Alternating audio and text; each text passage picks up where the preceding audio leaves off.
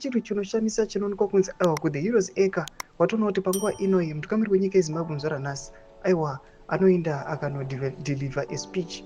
Panapa kunoonekwa kunzi kunoita a very low turnout. Vanhu vorambira mudzimba dzavo. Masupporters aiwa at the ruling party ZANU-PF vakunzwa kuti aiwa emazodanzo munanga kwandiyafanira kuno deliver a speech. Vanhu varambira mabasa avo. Sanapinda mashoko panapa anoshamisa nemapictures vanhu vanyatsokuona kuti panguva inoyi aiwa mutungamiri wenyika ari kuluza support. Tobva subscribe like watu on the bed. Kusema pictures amuri kuona munoona panapa muchiona materials kwese uko munooneka quarter section kevanhu. Mamwe pictures amuri kuona aiwa ana tatina mavetera munowaziva vakomana nemapropaganda vanenge vachiita selast time. Mamwe mapictures amuri kuona chinzi team 2030 resolution number 1 is arrived.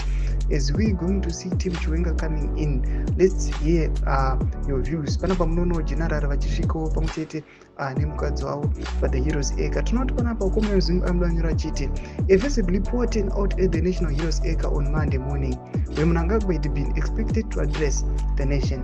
By 9:30 a.m., footage from the National Burial Shrine showed empty terraces, an unusual sight for an event that traditionally attracts large crowd.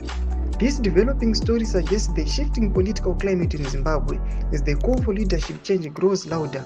Ambonyora chiti more updates to follow. Ndo mashoko atiri kuona kuti panapa tichiona kuti kuThe Heroes Acre kuchiita a low turnout zvinozikanwa nevanhu vese kuti aiwa kana chinozikanwa kuti kwafa gamba. Masoja angadai achionekwa akazara mumaterrace umo, masupporters mabhazi mungadai maona ashedzerwa vanhu vaya vakazara. But panguva inoyi kuonekwa kunzi aiwa at the time kwavasvika kuma 9:30 kunoonekwa kunzi makusinemborina kana munhu. Mashoko ari kuonekwa kunzi panapa tiona mamwe veterans pamwechete nevakomana vemauto vasi kunyatsokunzwisisa their position. Panapa vanhu vanyatsokuona kuti aiwa mutungamiri wenyika panguva inoyi asina support. And on top of that kunoonekwa kunzi aiwa vakomana maregalia anga achifanira kuitwa for macampaigns oonekwa achipisiwa anga nemapictures emutungamiri wenyika. Mutidzai mafungiro enyu kuti kudii pamusoro pechitiko ichi. Menda comment section medu. Subscribe or like, turn on the bell icon.